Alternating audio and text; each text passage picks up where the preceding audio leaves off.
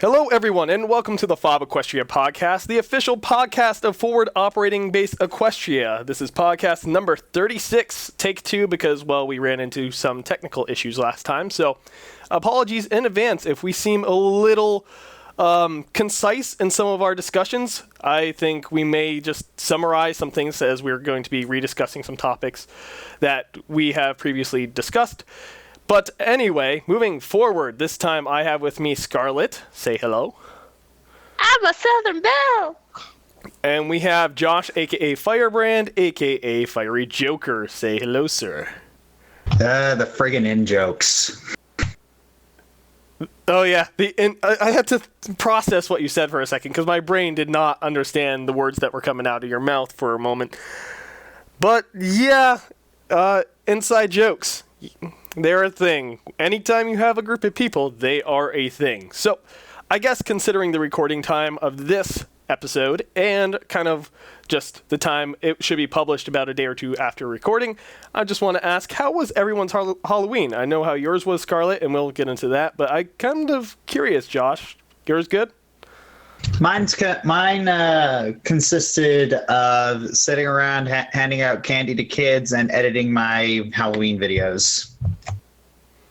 Ah. But yeah, it was mainly work. Were you dressed up? Captain America. Captain America. Oh boy. Scarlett, how was yours? I mean, I know, but they don't. I know they don't. Mine was really good. I did the same thing. We actually decorated the outside the house, and I sat outside passing out candy, and I was a sugar skull for the Day of the Dead. Yep, and I dressed up as a ghost, but a different kind of ghost, a military ghost. I had the skull bandana and everything, and I was on our rooftop being silly and doing, stupid military shenanigans. And having people shine lights on you. Yeah. Calling a bit of attention to our house. And then afterwards, we went to go to Chipotle after all the trick-or-treaters were done, since Chipotle was doing their $3 burrito or bowl for anyone in costume, and got a little bit of attention there. It felt like almost being at a convention in cosplay, just because the amount of people stopping, and saying, "Oh, that's so cool," and rah-rah. So, I mean... asking if you were carrying a real gun. Yeah, I mean, it wouldn't be illegal for me to do so in Virginia, but no, I was just carrying toy guns of course, but open carry is legal in Virginia, so if I was, it would be perfectly within the law. However, I wasn't gonna be that guy. So, yeah, not typically something I would do, I guess, in that regard. I was going to say something on this whole subject, but I can't even remember now because I got just distracted by that real gun comment. So you were talking about how popular you were at Chipotle. I know. Oh, no, I know what I was going to say now, because I was talking about how it kind of felt like being at a convention in cosplay with the attention being brought to myself. And I was essentially just going to say, yeah, I took the lazy route because I just put on all my military fatigues from deployment and stuff with a few extra pieces here and there that I picked up from the costume store, like the skull bandana and stuff, and just put it on. I spent like all of $10, $20 on my Halloween costume. I was very lazy. Or resourceful, if you want to term it the way the military would phrase it, Well, hey, I did the same thing too. I just picked up a mask and some fangs, and I just used the dress and a wig I had. Yep. It's all about being, like I said, as the military would term it, quote unquote, resourceful. It's just how the military doesn't steal things. It's resource acquisition or something of that sort. It's all about how you phrase it. But I suppose on the subject of Halloween, Josh, you recently, about a week ago now, at the time of this recording, were at Nightmare Nights in Dallas. You want to talk a bit about that? Or do you maybe not want to discuss it? I don't know. I guess I should have ran it by you before starting up the podcast, but...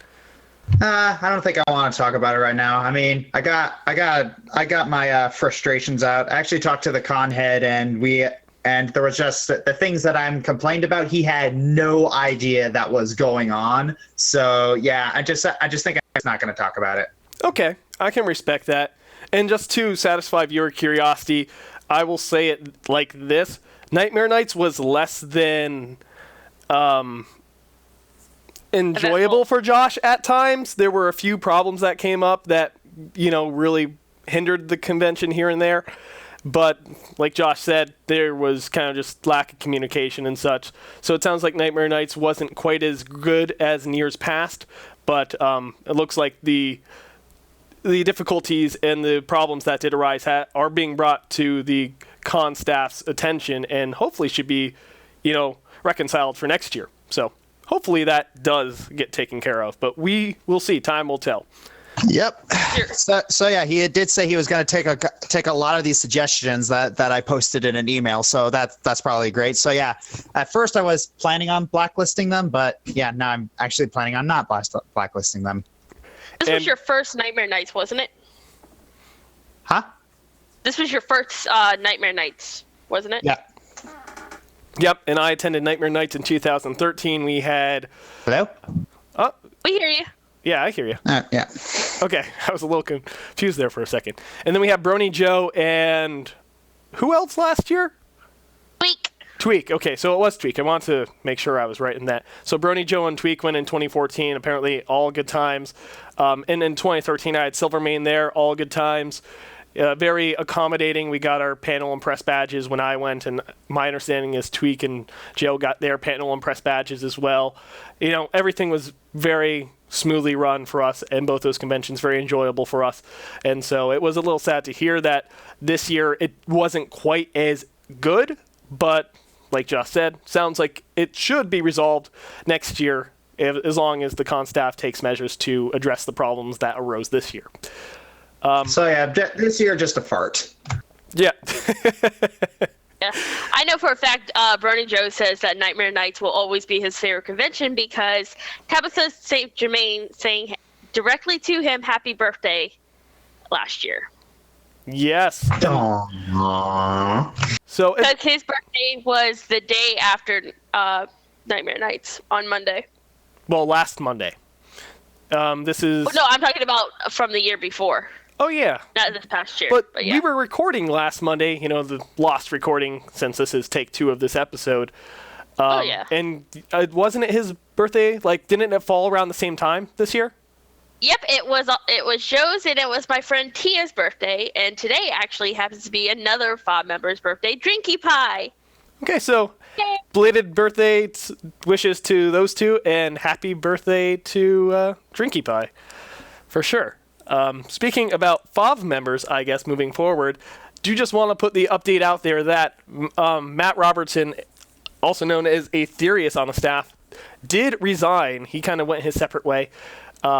And he, for those unaware, he was really in charge mostly of kind of facilitating our Tumblr account, as some of you may or may not be aware of that comic endeavor we were kind of putting out there. With him leaving that and kind of the way he left that, it is uncertain the direction that Tumblr comic will take, if we will still be involved with it or what will happen with that. Because, I mean, it's complicated. So I'm not really going to say much about it. I will say that the Tumblr comics future in the FOB Tumblr in general is kind of uncertain at this point in time. But it's just on hiatus right now. Yeah. That is the official status at this moment, but we will see what happens in the future.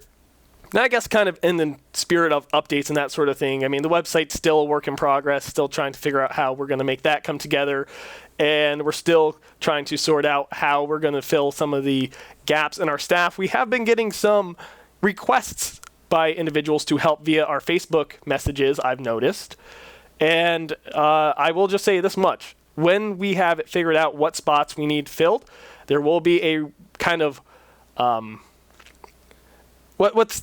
recruiting kind of announcement, I guess, in some form or other.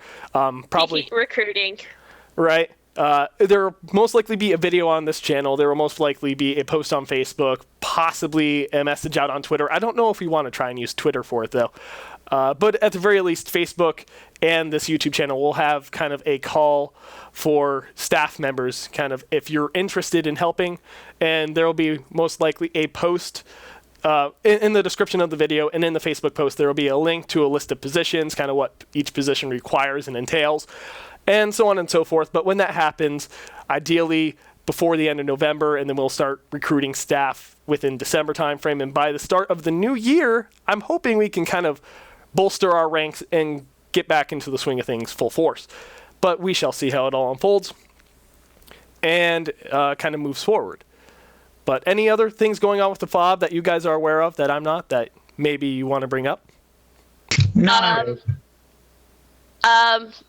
We are looking for artists to do ship pictures.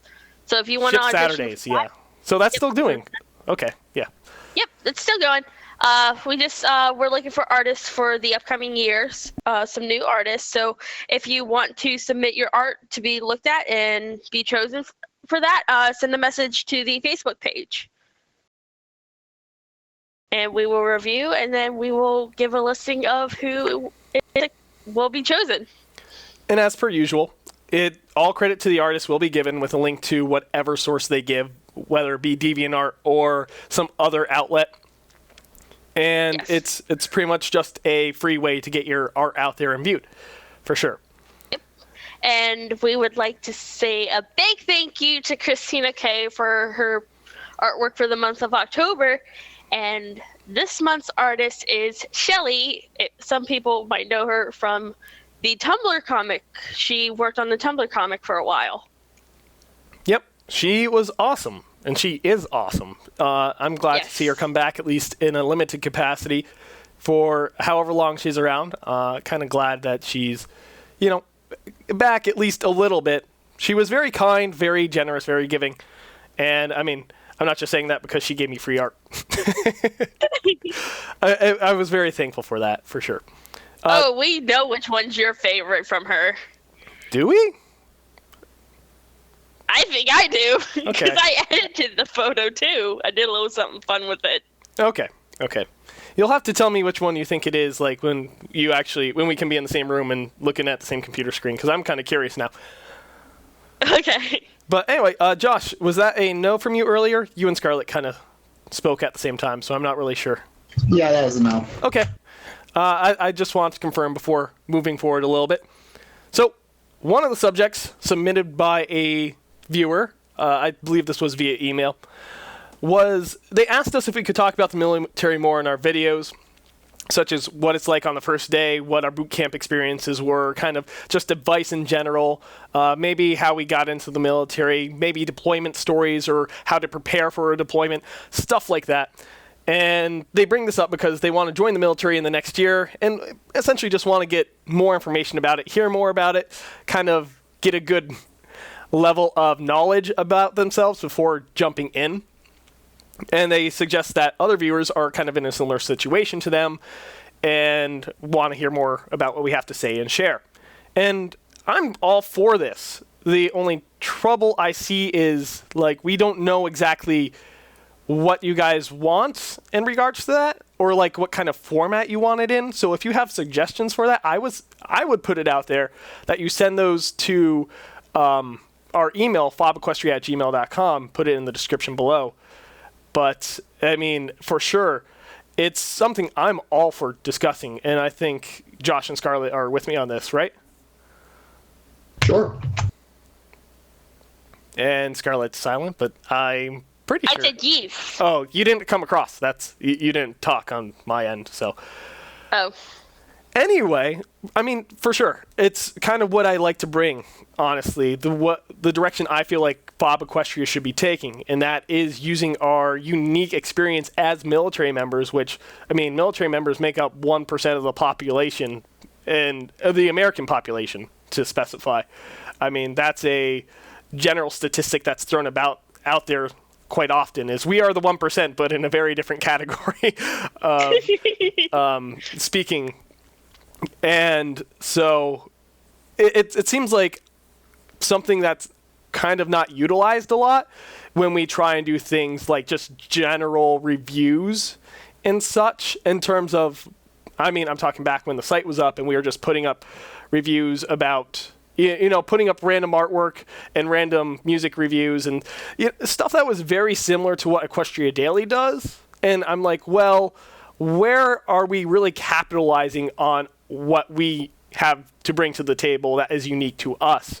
And I kind of tried to do that with the literature stuff, with the literature reviews, because I personally focused more on the military-themed stories because, well, I can call what's reasonable and what's not for the most part. And it looks like I lost connection to the call. Can you guys hear me? We still hear you. Okay. It looks like, I guess... Yeah, for some reason, Curse just said I lost connection to, I guess, the friend list, the contact list. That's odd. Anyway, moving forward. Yeah, for sure. I mean, I don't think we need to necessarily limit ourselves to only military stuff, but at the same time, I think we should really try not to just, try to use what we have that others don't really bring to the table. And one thing we talked about in the previous recording was, how Josh brings a little bit of his Marine Corps bearing and kind of attitude to a lot of his reviews. I mean, it's not the central part of it, but I'm definitely, I'm right in recalling that. Am I, Josh? Yeah, I do kind of bring in the whole, life as a sitcom.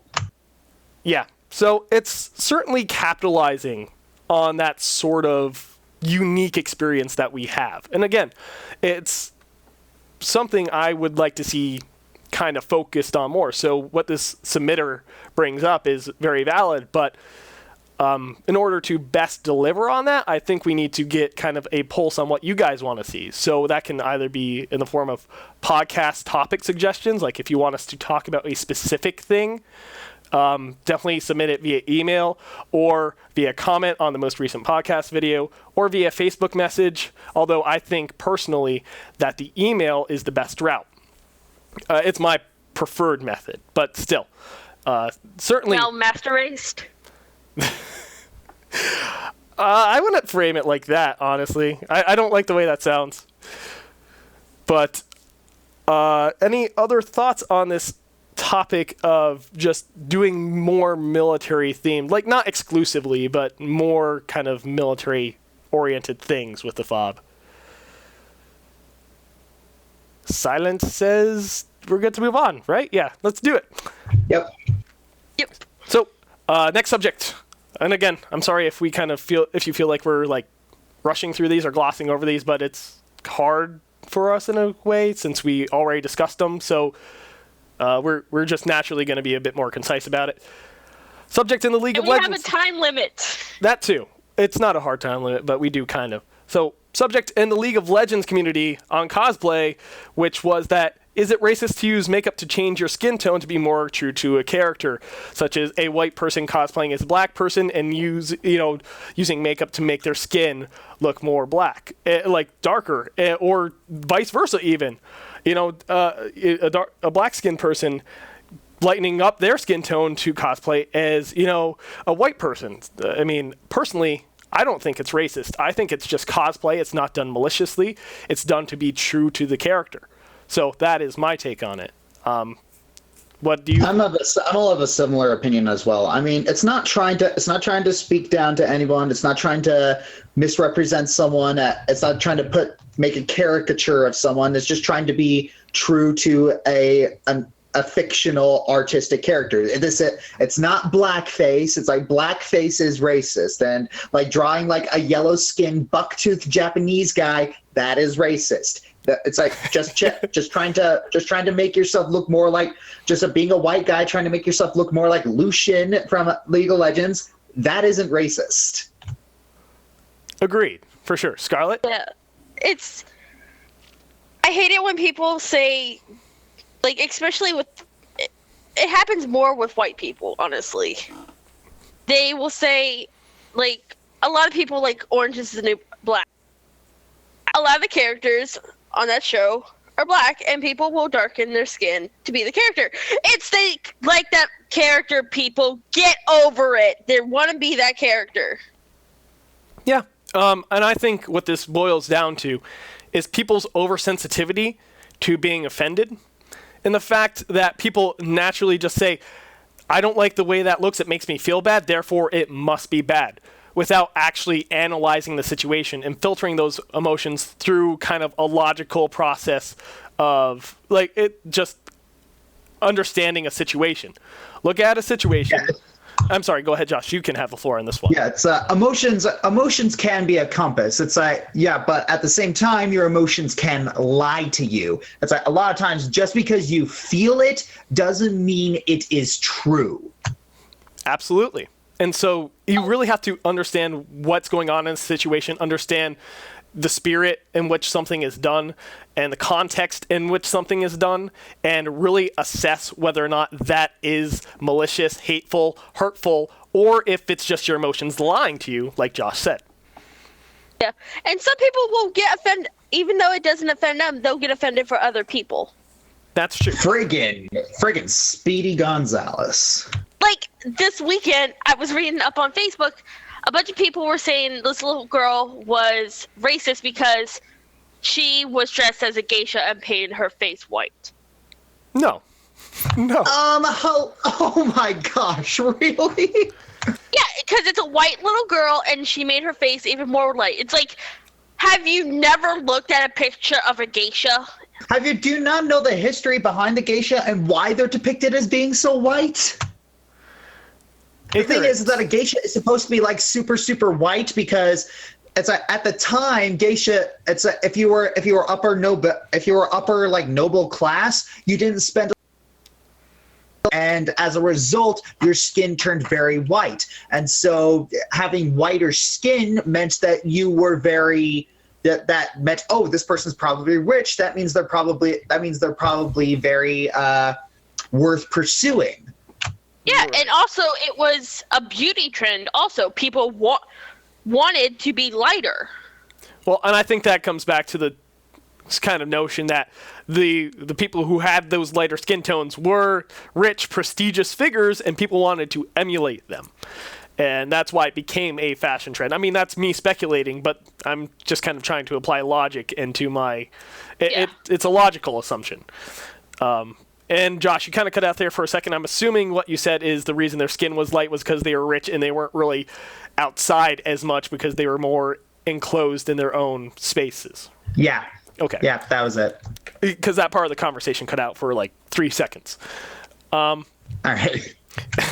I mean, and for sure, emotions can lie to you. There are plenty, I mean, just even off this topic of being offended for someone else, I mean, just putting this into another context, I mean, I suffer from a lot of just anxiety in general, and a lot of times I'll be anxious about something I have no reason to be anxious about. And if I didn't filter those kind of emotions through logical sort of processes, I would be crippled by this anxiety all the time. I would not be able to be a productive member of society. But because I've developed these filters for my emotions, I can get past these feelings and these tendencies and kind of think through them and calm myself down and disperse them and discard what is true, what is false, and allow only what is true. And of course, it's not going to be correct 100% of the time, but it goes back to that mentality of, yes, like what Josh said, your emotions can be a compass a lot of the times when you really need them to be, but you need to always be aware and critical of your emotions and kind of just think through them so you don't end up letting them make letting them make it. Don't ignore your emotions, but don't let them rule you. Yes, well said, Josh. Well said.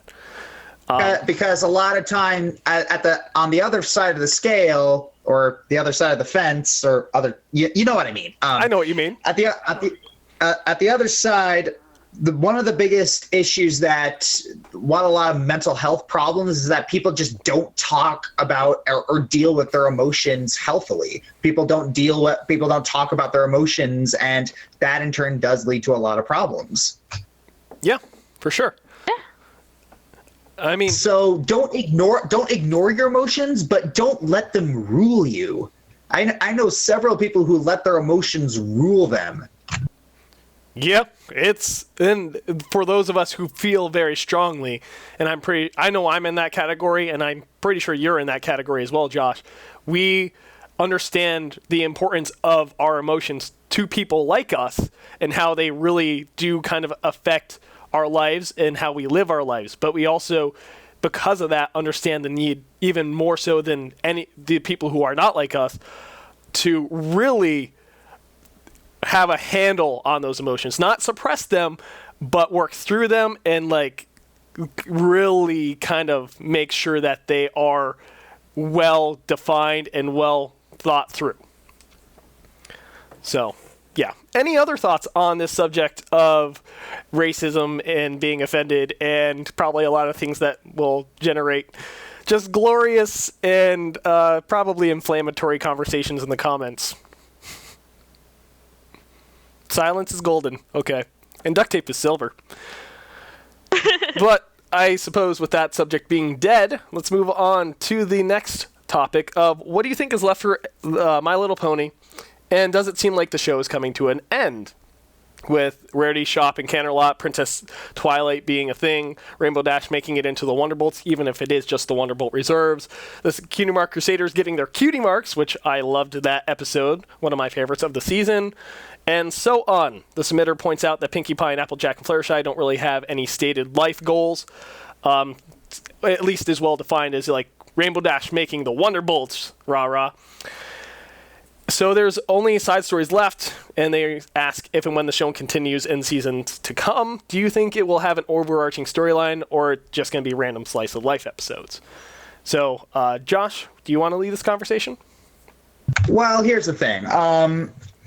Yes, it is true that a lot of arcs are closing, but the thing is that I do believe that arcs are going to be reopening, because the thing is that characters develop, their arcs close and they reopen. That's just how characters work. It's like, yes, one of Rarity's goals was for her to get her shopping Canterlot, and now she gets it. And hey, there's probably a reason that. There's probably a reason for that. Maybe they're going to give her a new goal. We don't know, but and I'm pretty sure the writers have already thought about this. And yes, Fluttershy doesn't have a goal. Applejack doesn't have a goal. But Twilight Sparkle, oh yes, she had plenty of goals that she worked through. It's like season. The seasons change very, very, very frequently. It's like season 1, season 1, Twilight writes friendship letters. Season 2, everyone writes friendship letters. Season 3, what's in the book? What's in the book? Yeah.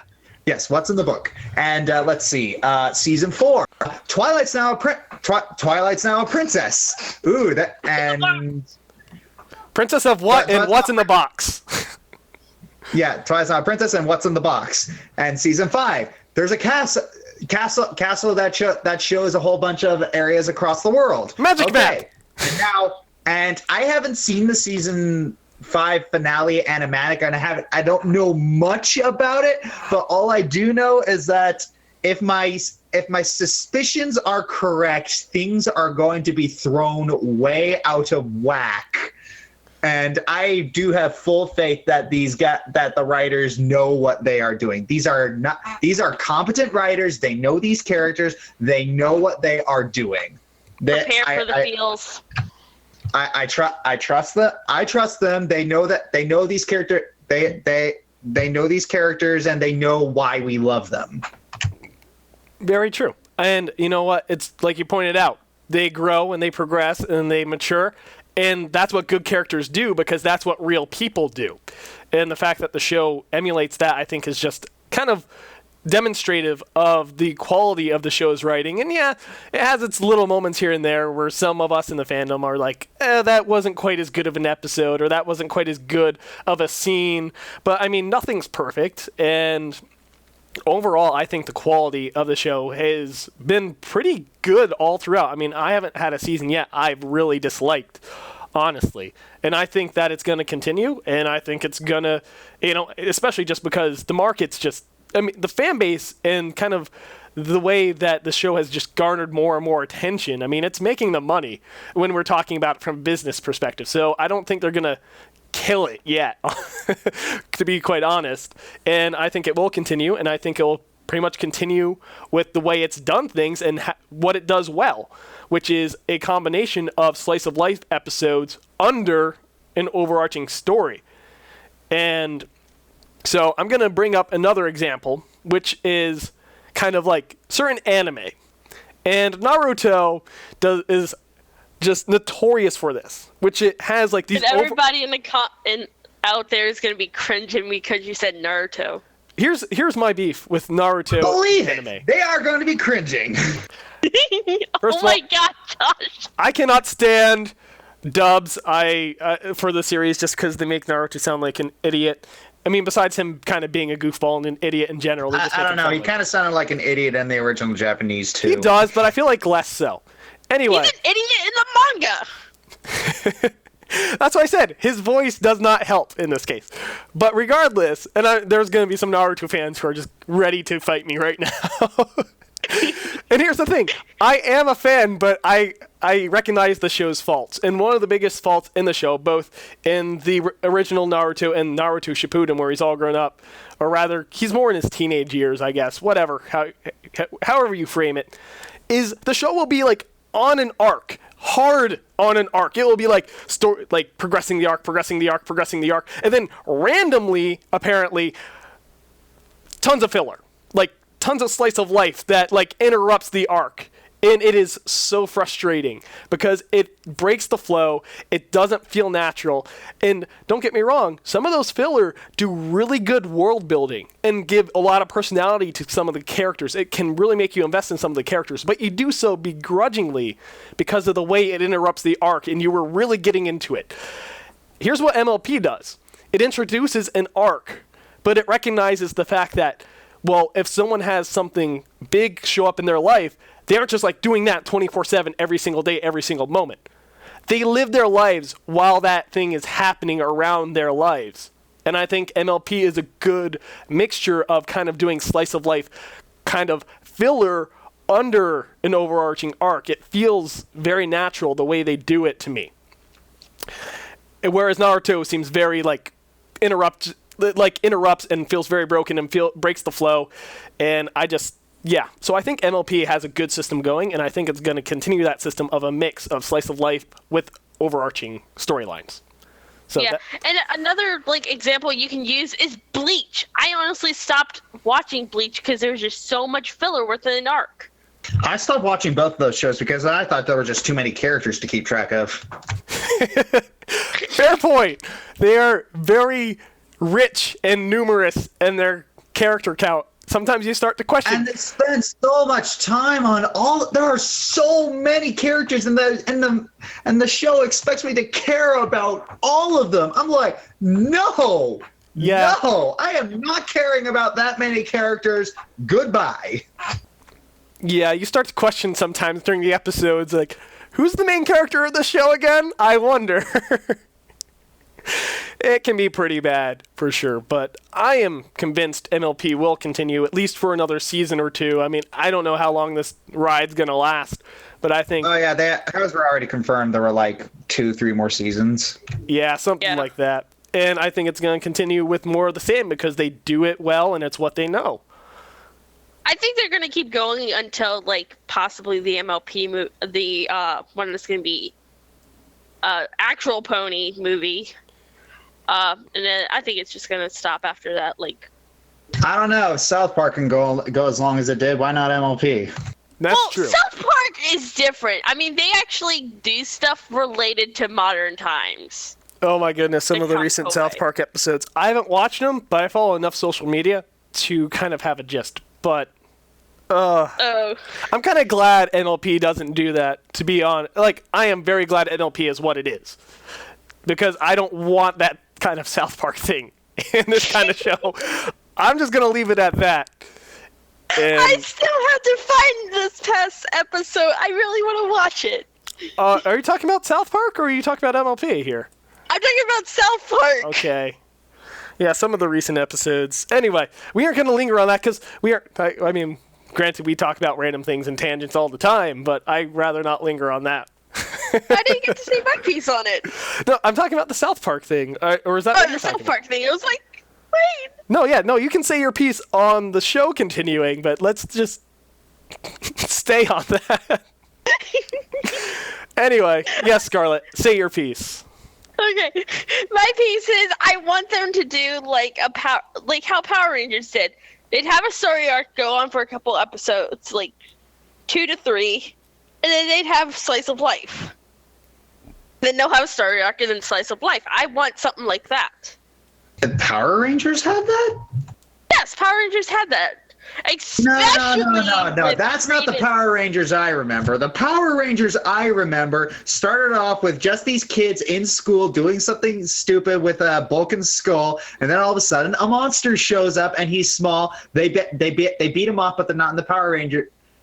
They beat him off, then they get into the Power Rangers costume, and then the monster becomes bigger, and then they summon the Megazord, and then they fight and kill it, and then isn't that every single Power Rangers episode? No, they actually, some of them have storylines, especially like when Tommy was first introduced. Yeah, that's true. Man, I don't remember, I don't remember much about Power Rangers other than that awesome theme song. Oh, you're talking about Go Power Rangers! Power Ranger fans. I love Power Rangers. I still have Power Ranger toys. I still have all my Power Ranger toys. I was such a huge Power Rangers fan. I can't remember where I got off that ride, though. I was with it for a few years. I started following it young, and I was with it for quite a few years. It was a good show. I loved it as a kid. All of my toys were hand-me-downs from my brothers. Well, that means you just got all the classics, which were the good ones. Yeah, it is the classics. Like, I'm just gonna say the last series I watched was Mystic Force. Once I saw the capes, I was done. I was like, nope, no capes. Yeah, where do we... so we had this conversation amongst ourselves a while back in the house. Where did we determine I left off with the show? Because I can't remember. I think it was like Lightspeed Rescue, I believe. It might have been Lightspeed Rescue, because what was after Lightspeed? I don't... Hold on. Okay. Looking this up. Jeez. Yeah. Well, anyway, it was certainly a good show. I don't remember a lot about the storyline. I just remember the fighting and the costumes and kind of the dorkiness of it, but I loved it for the dorkiness of it. And just the stupid, ridiculous Megazord giant boss battles. Lots of nostalgia.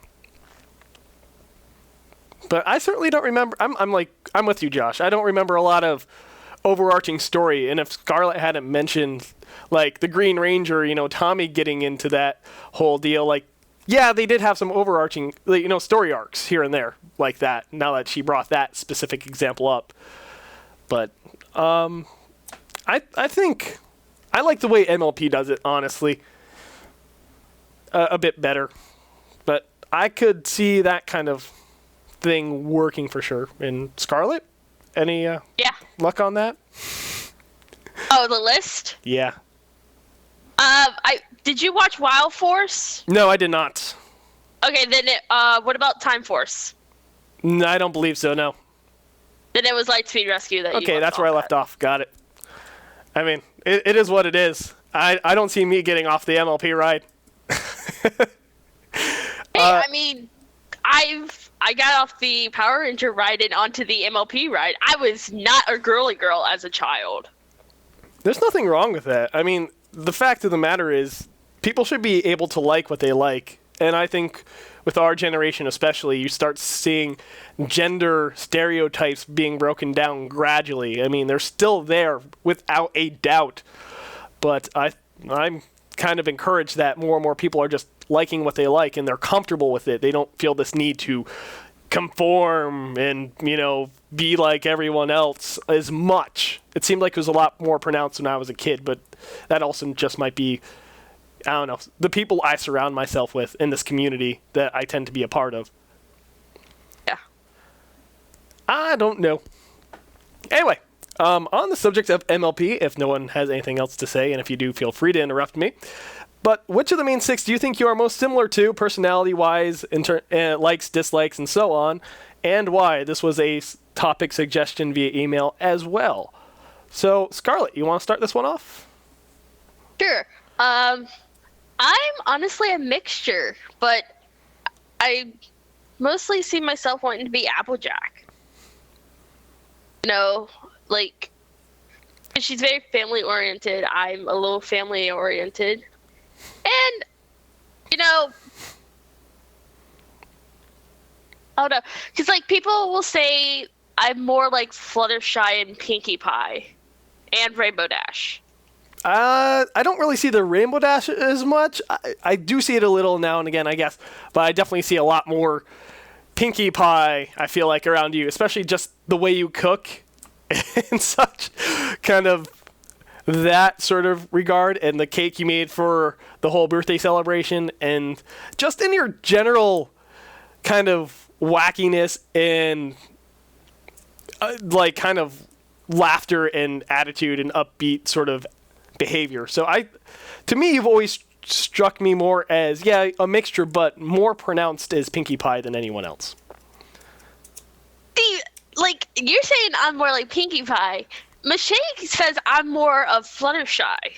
It might just be the way you interact with us. And I think that's understandable. You treat different people differently because, well, they're different. You adjust yourself so you can best interact with other individuals. And so, yeah, but everyone has certain qualities about them. Yep. And that's just like we're all made up of different things. Like we have several talents in our lives. I'm a singer, I do poetry, I cook, and I love animals and everything. Yeah. I mean, animals are adorable, for sure. I think you make a pretty good point of saying people are more complicated than one. I'm gonna go grab my rat now. 1 minute. You have rats! We know this. This has been brought up on the podcast before, I swear, unless I am just losing my mind. But I'm pretty sure this has been brought up multiple times. It probably wasn't. I just wasn't around for it. I probably, walked off somewhere. I thought you already knew this about Josh as well. No! What? I could have sworn this topic has been brought up not only on the podcast, but in personal company as well, among, just convention meetings and stuff. I know I've talked about a few of my friends having rats. Like, one of my friends has a rat named Esmeralda. I am completely shocked you were not aware of the fact Josh had rats. Nope. Wow. That is now a surprise. I know I'm not going to Josh's house unless they're in the cage. I do not like rats. All right, I got my rat. Scarlett disapproves. What are your feelings on that? Why she disapprove? I don't like rats. I don't like rats. My rat never did anything to you. I had a really bad experience as a child with someone having pet rats. Okay. So do I. When I was a little kid, I had nightmares of the little tickle rats, and they were evil, and it was probably fueled by the ROUSs and Ratigan. But I just got the. Oh no! I actually my very first ear piercing was by a rat. Someone who was taking care of me. Their kids decided to play a prank and let their pet rats in my sleeping bag. I wake up to this really bad pinch, and my ear is gushing blood, and there's a rat hanging from it. Ow. Yeah, that's a bit. Well, I mean, that's understandable with that bad experience, but also it kind of speaks to the way people process and compartmentalize things. Is how one bad experience can ruin someone for anything. Whether it be a restaurant, a certain type of animal, or whatever, we typically associate one or two bad experiences with, something as a whole rather than, and that's just the way our brains are wired for survival. But getting back to the topic, I guess, a little bit, Josh, you want to speak at all to which of the main six you feel you're most like?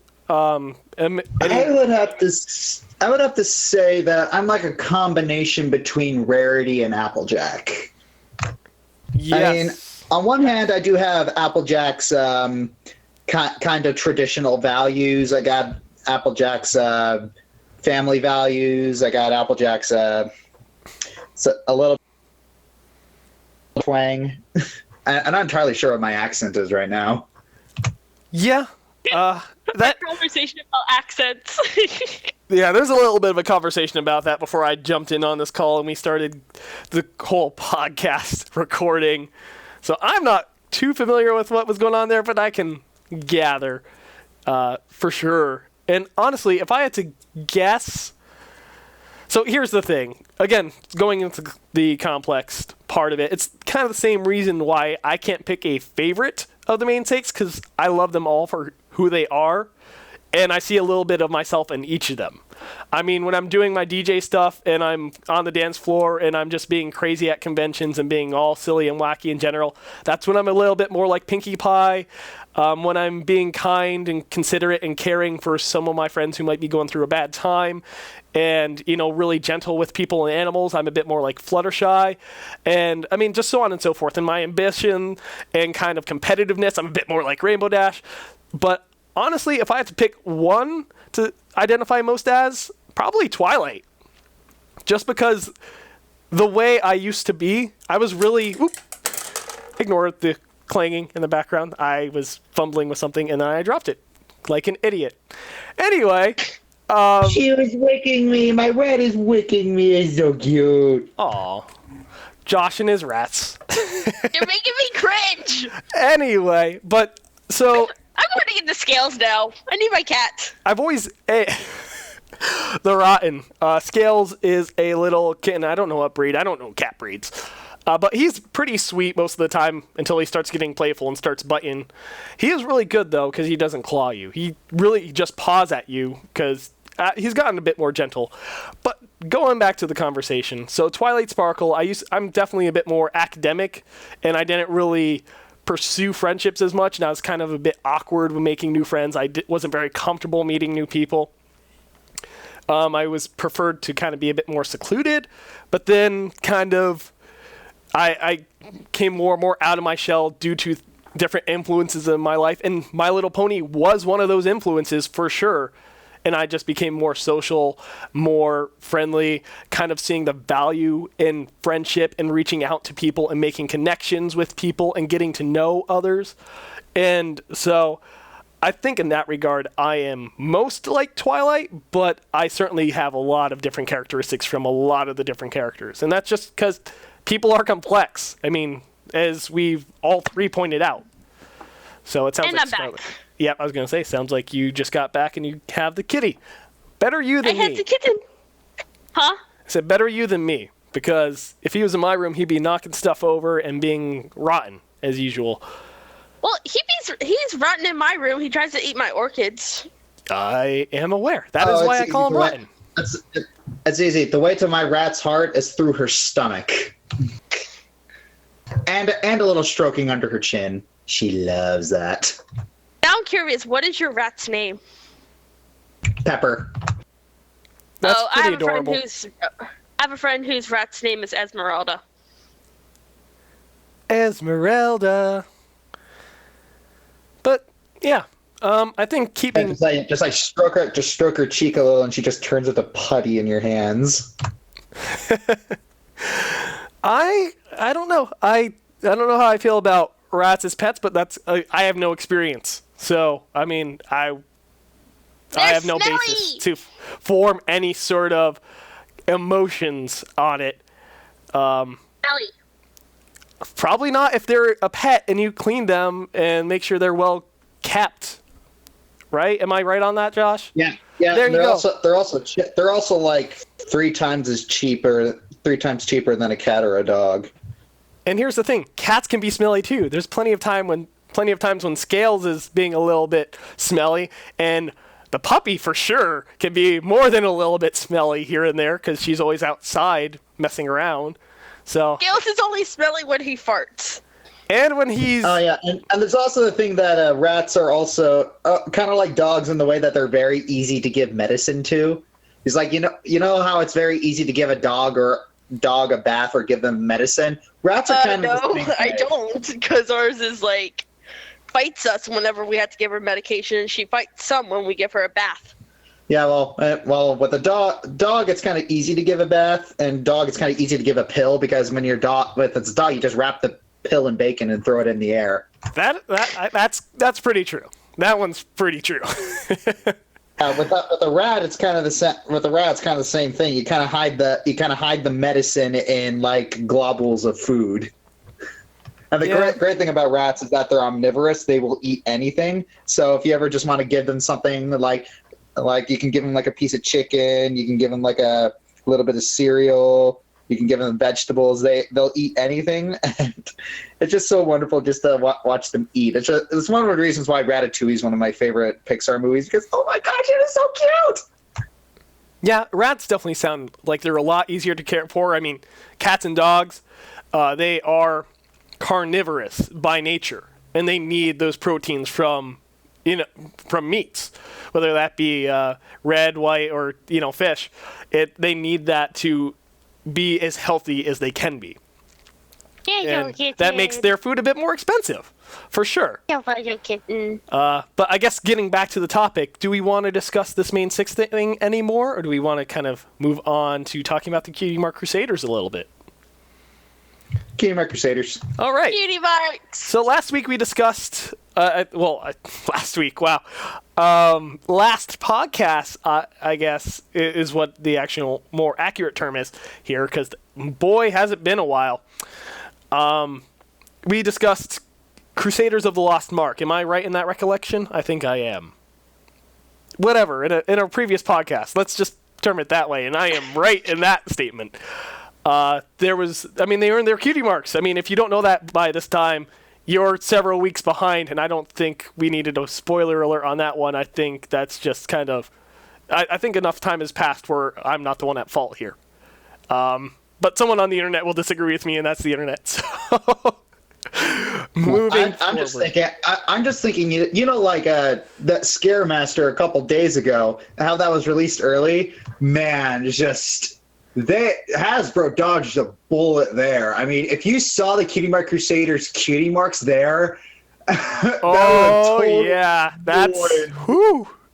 would have caused an uproar. Yeah, it's like Scaremaster was accidentally released on iTunes early, and the Cutie Mark Crusaders, no one noted. Their cutie marks are hidden under their disguises. So. So dodged a bullet there. Yeah, they almost spoiled Crusaders of the Lost Mark if it wasn't for the way the Cutie Mark Crusaders were presented and the leak of Scaremaster. So, I get what you're saying in that regard. Dodged a bullet. I definitely understand what you're saying in that regard. And in fact, I have yet to see Scaremaster, again, because I typically view an episode a day or two or a couple days after it airs. I typically find a recording somewhere. Anyway, let's not go into that so I don't incriminate myself in any way, shape, or fashion more than I already have. And just go back to Crusaders of the Lost Mark, and the questions fielded to us by one of our viewers was, which sister moment was our favorite at the end of that episode? So I'm just going to start it out and say, without a doubt, my favorite one was Sweetie Belle and Rarity. It was just such a sweet sister moment, and oh my goodness, Sweetie Belle is always so adorable, and just the way Rarity... Them are adorable. Yeah, and just the way Rarity sang, like how she inspired her too. I'm just like, oh my goodness, yes, so much feels. Don't get me wrong, I liked all three of the sister moments, but by far the Sweetie Belle one was my favorite. So agreed.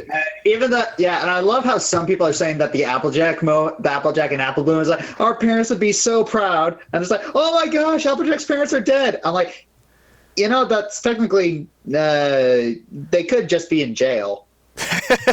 There was a comic about that. There was a comic someone in the fandom did about that, which is, oh my goodness, yeah. That is terrible. And they could just be traveling. They could be off doing business in a foreign land. They could be managing the Apple family business far away, and it's just that's where they're needed or something. It's like, I don't understand why people say that automatically confirms they're dead. Like, yeah, there's a lot of hints that kind of point to the directions that their parents are no longer living. And also Word of God. Oh, what was that? Word of God, it's a TV trope. It's just saying that word of the show stuff. Okay. Yeah, but I mean, at the same time, there's been nothing 100% definitive in the show, so it can always be spun back around to where they are not dead. So, anyway, Scarlett, you haven't said what your favorite one was yet. I think we got an idea of what Josh's is, unless he wants to expound on it. Nope. Okay, I was going to say, that I think that's a no. So, Scarlett, yours, go. Applejack and Apple Bloom! Yep, and I mean... Best horse and best CMC. Yep. No, Squeaky Bell is best CMC. Squeaky Bell is best CMC. You are outnumbered here, for sure. If Mache was here, he would say Scootaloo, just because he's a Scootaloo fan. Yeah, I know. And not to mention, I mean, I will give Mache this. It was an adorable moment because it's really showing Rainbow Dash stepping into that, adopted big sister role for Scootaloo, which I think is just adorable and amazing, and it's kind of...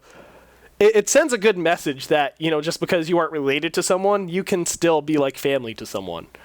For sure. Yeah, and that's one thing I really noticed. Is that, has anyone ever noticed, like, ever since Mysterious Ne'er-Do-Well, Rainbow Dash has seriously cleaned up her act?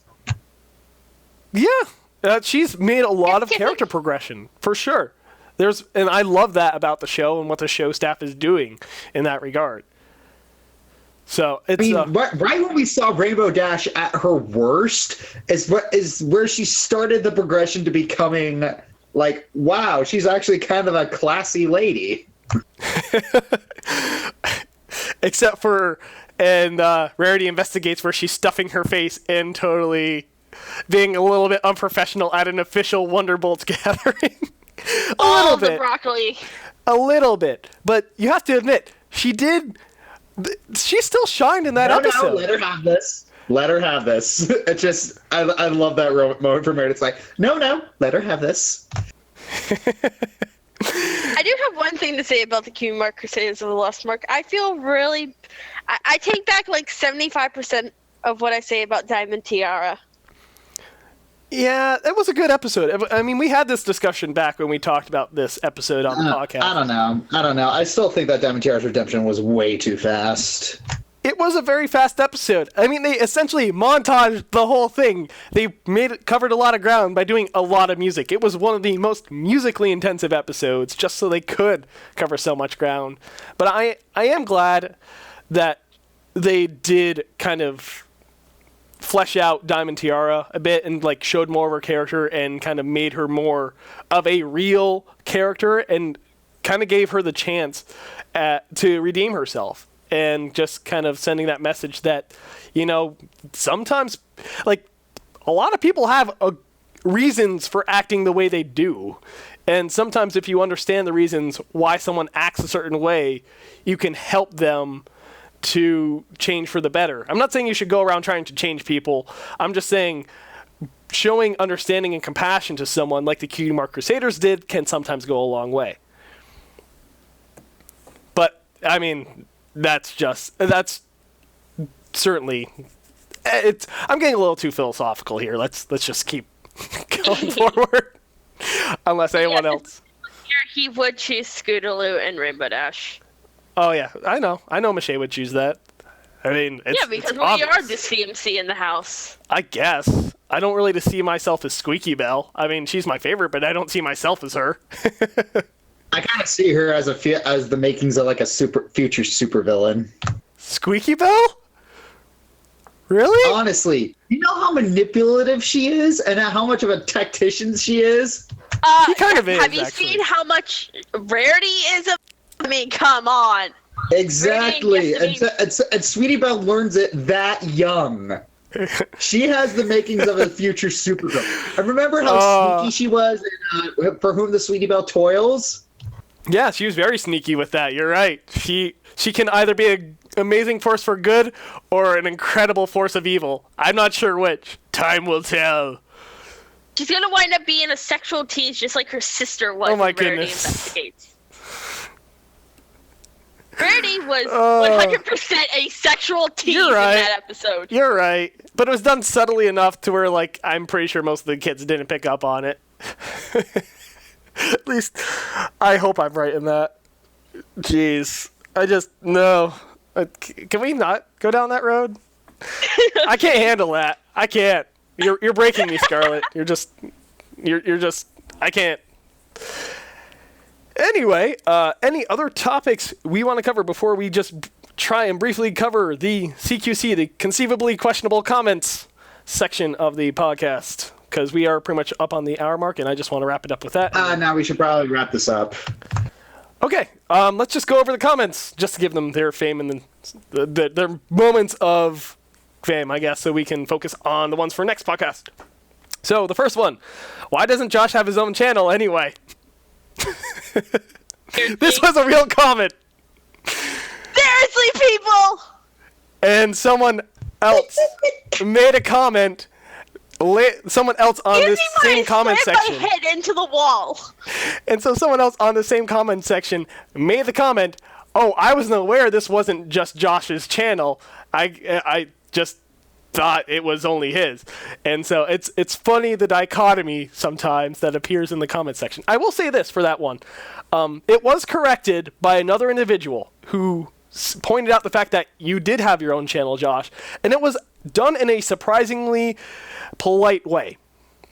And it was handled very amicably by both parties, and I was just like, wow, that is uncommon for the internet. But it was very encouraging. So, next comment was, every time I see a trigger warning, it's followed by something very unpleasant. So I'm now triggered by trigger warnings. I demand a trigger warning before every trigger warning. So someone just being silly. Yeah. 2 more years till military. Should I join or should I do nothing? That was another comment. Stay home. Josh says stay at home. Just kidding. No, just do what you weigh why you should and weigh why you shouldn't go into the military.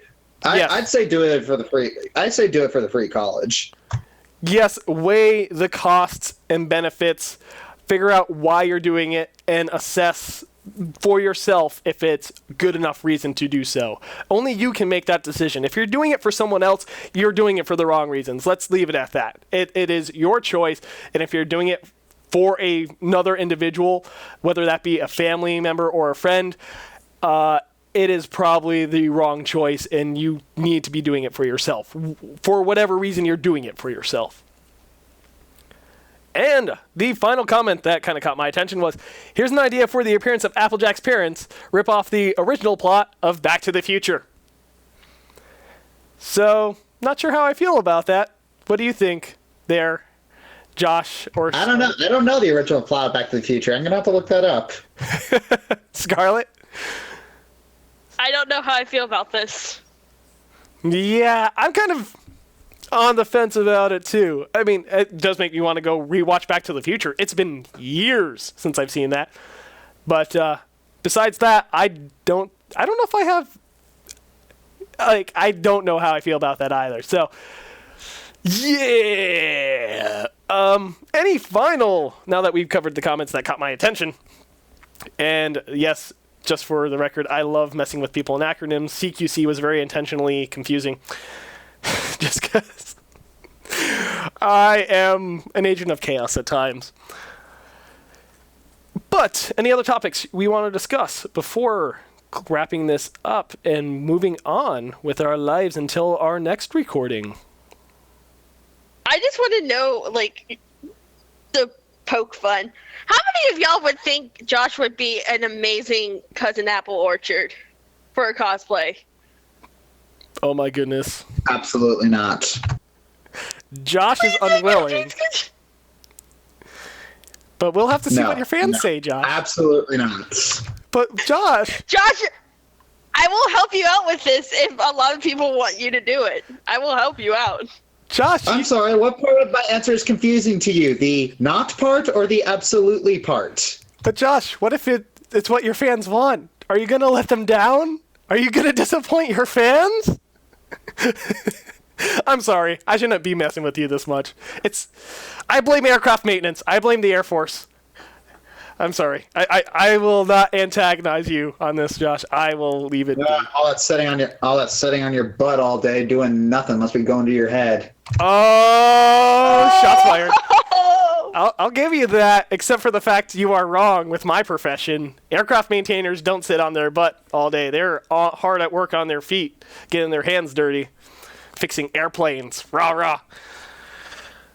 But anyway, any other final thoughts or comments before we say our goodbyes? And silence is considered consent in this case. Silence it is! So, as I said earlier in the podcast, if you have any topics you want us to discuss on our next podcast, either send us an email with the subject podcast to fobequestria@gmail.com. That email is in the description below. Or just leave a comment on the most recent podcast video, which will probably be this one at the time of listening. If not, just check our videos uploaded and you will see the most recent one. Leave it there. And I will certainly check that before recording the next podcast. And yeah, that pretty much covers that. So, say your goodbyes, starting off with Josh. Goodbye. Bye-bye. And the rat just peed on me. Oh, poor Josh. Poor Josh. Can't catch a break. First us harassing him about Apple Orchard, and then Orchard Blossom. I'm sorry. Wrong thing. And then the rat. But anyway, Scarlett, say your goodbye, and then we will wrap this thing up. So long, farewell, Avida, say goodbye. Cute. And this has been Spangle, and the rest of the FOB staff wishes you a happy Halloween, and hopes that your week to come will be amazing.